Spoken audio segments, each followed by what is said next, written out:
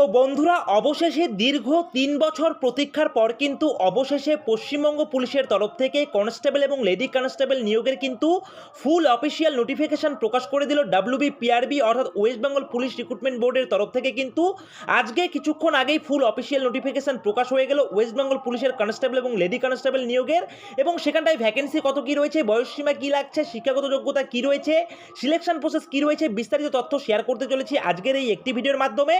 তো ভিডিওটিকে স্কিপ না করে সম্পূর্ণ ভিডিওটি দেখার চেষ্টা করবেন। আর প্রতিনিয়ত সরকারি চাকরির আপডেট পাওয়ার জন্য অবশ্যই কিন্তু আপনারা আমাদের এই জব ফেয়ার ইউটিউব চ্যানেলকে সাবস্ক্রাইব করে দিয়ে পাশে থাকা বেল আইকনটিকে বাজিয়ে দেবেন। তো বন্ধুরা দেখতে পাচ্ছেন আমরা কিন্তু এখন রয়েছে ফুল অফিসিয়াল নোটিফিকেশনে, কিছুক্ষণ আগেই কিন্তু প্রকাশ করা হয়েছে। এবং এখানটা দেখতেই পাচ্ছেন ওয়েস্ট বেঙ্গল পুলিশ রিক্রুটমেন্ট বোর্ডের তরফ থেকে অফিসিয়াল নোটিফিকেশন প্রকাশ করা হলো। এবং এখানটায় দেখতে পাচ্ছেন নেম অফ দ্য পোস্ট লিখে দেওয়া রয়েছে constable in West Bengal police. তো বন্ধুরা ওয়েস্ট বেঙ্গল পুলিশের কনস্টেবল পোস্টে এখানটায় রিক্রুট করার জন্য কিন্তু নোটিফিকেশন প্রকাশ করলো অফিসিয়ালভাবে।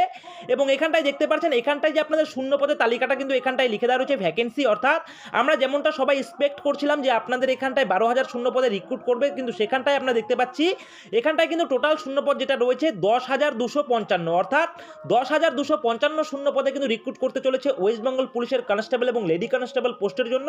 এবং এখানটায় দেখতে পাচ্ছেন এখানটায় মহিলাদের জন্য কিন্তু আপনাদের শূন্যপদ রয়েছে 3,027টি এবং পুরুষদের জন্য এখানটায় শূন্যপদ রয়েছে কিন্তু 7,228টি। আপনারা অন স্ক্রিন দেখতে পাচ্ছেন। তো টোটাল মিলিয়ে এখানটায় 10,255 শূন্য পদে কিন্তু রিক্রুট করতে চলেছে ওয়েস্ট বেঙ্গল পুলিশের কনস্টেবল এবং লেডি কনস্টেবল পোস্টে। ঠিক আছে, তো বন্ধুরা এরপরে দেখুন আরো কি বিস্তারিত তথ্য লিখে দেওয়া রয়েছে।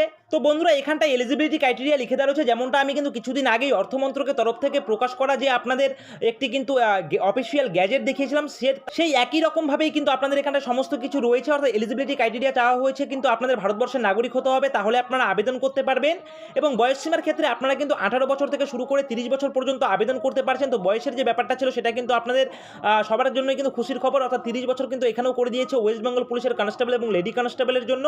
অর্থাৎ 18 বছর থেকে শুরু করে 30 বছরের মধ্যে হয়ে থাকলে আপনারা কিন্তু পশ্চিমবঙ্গের ছেলে ও মেয়ে উভয় ক্যান্ডিডেট এখানটায় আবেদন করতে পারবেন। এবং অবশ্যই কিন্তু আপনারা আপনাদের বয়সের হিসাবটা করবেন 1/1/2024 এই তারিখ অনুযায়ী। এছাড়াও আপনারা যারা SC ST OBC প্রার্থীরা রয়েছেন তারা কিন্তু সরকারি নিয়ম অনুযায়ী বয়সে যেরকম ছাড় পায় ঠিক সেরকমই কিন্তু ছাড় পেয়ে যাবেন। অর্থাৎ SC STটা কিন্তু 5 বছরের ছাড় পেয়ে যাবেন এবং OBCরা কিন্তু বয়স সীমায় আপনারা কিন্তু 3 বছরের ছাড় পেয়ে যাচ্ছেন। সেই বিষয়ে এখানটায় লিখে দেওয়া রয়েছে, আপনারা দেখতে পাচ্ছেন। এবং থার্ড জেন্ডার যদি আপনারা হয়ে থাকেন তাহলে কিন্তু আপনাদের 5 বছরের বয়স সীমায় ছাড় রয়েছে। তো বন্ধুরা এরপরে দেখুন, এরপরে এখানটায় আরও বিস্তারিত তথ্য কি লিখে দেওয়া রয়েছে। এরপরে এখানটায় কিন্তু আপনারা দেখতেই পাচ্ছেন এখানটায় কিন্তু লিখে দেওয়া রয়েছে আপনাদের যে PMT হয়ে যাবে, অর্থাৎ ফিজিক্যাল মেজারমেন্ট টেস্ট যেটা হয়ে যাবে সেটাও কিন্তু সেম রয়েছে। আপনারা দেখতে পাচ্ছেন পুরুষদের জন্য রয়েছে 167 সেন্টিমিটার হাইট, 57 কেজি ওজন থাকতে হবে এবং 78 সেন্টিমিটার কিন্তু আপনাদের বুকের চেস্ট থাকতে হবে, যেটা কিন্তু এক্সপেনশন করে করতে হবে 83 সেন্টিমিটার। এবং এখানটায় দেখতে পাচ্ছেন যারা গোর্খা গাড়োয়ালি রাজবংশী রয়েছেন এবং শিডিউল টাইপ রয়েছেন তাদের জন্য 160 সেন্টিমিটার আপনাদের হাইট হতে হবে, 53 কেজি আপনাদের ওয়েট থাকতে হবে, 76 সেন্টিমিটার আপনাদের বুকের চেস্ট থাকতে হবে, যেটাকে কিন্তু এক্সপেনশন করে আপনাদের করতে হবে 81 সেন্টিমিটার। এবং এরপরে দেখুন লিখে দেওয়া রয়েছে ফিমেলদের ক্ষেত্রে কিন্তু আপনাদের 160 সেন্টিমিটারই কিন্তু হাইট আপনাদের লাগবে এবং 49 কেজি আপনাদের ওয়েট থাকতে হবে। এবং এখানটায় আপনারা যারা গোর্খা গাড়োয়ালি রাজবংশী এবং শিডিউল টাইপ প্রার্থী রয়েছেন মহিলা প্রার্থী তাদের জন্য এখানটায় 152 সেন্টিমিটার হাইট হতে হবে এবং এখানটায় কিন্তু ওয়েট থাকতে হবে আপনাদের 45 কেজি। এবং আপনারা যারা থার্ড জেন্ডার রয়েছেন তাদের 163 সেন্টিমিটার হাইট হতে হবে, 52 কেজি ওয়েট থাকতে হবে, 155 হাইট থাকতে হবে। আপনারা যারা গোর্খা গাড়োয়ালি রাজবংশ এবং শিডিউল টাইপ রয়েছেন এবং তাদের জন্য কিন্তু আপনাদের 48 কেজি কিন্তু ওজন থাকতে হবে। তো বন্ধুরা এখানটায় ফিজিক্যাল মেজারমেন্ট টেস্টের কথা লিখে দেওয়া রয়েছে, দেখতে পাচ্ছেন। এবং PET যেটা হয়ে যাবে অর্থাৎ ফিজিক্যাল এফিসিয়েন্সি টেস্ট, সেটা কিন্তু এখানটায় লিখে দেওয়া রয়েছে। এখানটায় পুরুষদের বেলায় 1600 মিটার রান হয়ে যাবে, যার জন্য সময় থাকবে 6 মিনিট 30 সেকেন্ড। এছাড়াও কিন্তু আপনারা দেখতে পাচ্ছেন মহিলাদের জন্য আপনাদের কিন্তু রান থাকবে 800 মিটার, যেটার জন্য সময় পেয়ে যাবেন 4 মিনিট। এবং এরপর দেখতে পাচ্ছেন থার্ড জেন্ডারদের জন্য কিন্তু আপনাদের 800 মিটার রান হয়ে যাবে, যার জন্য সময় থাকবে কিন্তু 3 মিনিট 30 সেকেন্ড। এছাড়াও কিন্তু আপনারা দেখতে পাচ্ছেন যারা এক্স সার্ভিসম্যান প্রার্থী রয়েছেন পুরুষ প্রার্থীদের জন্য 800 মিটার দৌড় হয়ে যাবে, যাদের জন্য সময় থাকবে 3 মিনিট 30 সেকেন্ড। এবং এখানটায় ফিমেল প্রার্থী যারা রয়েছেন অর্থাৎ ফিমেল প্রার্থী থার্ড জেন্ডার যদি আপনারা হয়ে থাকেন এক্স সার্ভিসম্যান তাহলে 800 মিটার আপনাদের রান হয়ে যাবে, যার জন্য সময় থাকবে কিন্তু 4 মিনিট 30 সেকেন্ড, সেটা আপনারা অন স্ক্রিন দেখতে পাচ্ছেন। তো বন্ধুরা এরপরে দেখুন, এরপরে এখানটায় মেথড অফ রিক্রুটমেন্টের ক্ষেত্রে কিন্তু সেম লিখে দেওয়া রয়েছে, দেখতেই পাচ্ছেন।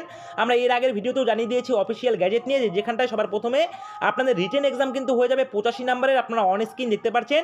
সবার প্রথমে আপনাদের রিটেন এক্সাম হয়ে যাবে এবং এখানটায় OMR বেসে আপনাদের পরীক্ষা হয়ে যাবে MCQ প্যাটার্নে, যার জন্য আপনারা সময় পেয়ে যাবেন 1 ঘন্টা। এবং প্রত্যেকটি কোশ্চেনের কিন্তু মান থাকবে আপনাদের 1 করে এবং 1/4 হিসাবে কিন্তু আপনাদের নেগেটিভ মার্কিং থাকবে। অর্থাৎ 4টি প্রশ্নের উত্তর যদি আপনারা ভুল দেন তাহলে 1 নাম্বার আপনাদের কাটা যাবে, সেই বিষয়ে এখানটায় লিখে দেওয়া রয়েছে। এবং এখানে কিন্তু স্পষ্ট লিখে দেওয়া রয়েছে সবার প্রথমে আপনাদের পরীক্ষা হবে, তারপর আপনাদের এখানটায় কিন্তু হয়ে যাবে ফিজিক্যাল মেজারমেন্ট টেস্ট এবং তারপর কিন্তু আপনারা এখানটায় ইন্টারভিউর জন্য কিন্তু সুযোগ পাবেন, সেই বিষয়ে লিখে দেওয়া রয়েছে। এবং এখানটায় যে আপনাদের পরীক্ষা হয়ে যাবে সেই পরীক্ষার সিলেবাসটা কিন্তু এখানটায় স্পষ্ট লিখে দেওয়া রয়েছে, দেখতেই পাচ্ছেন।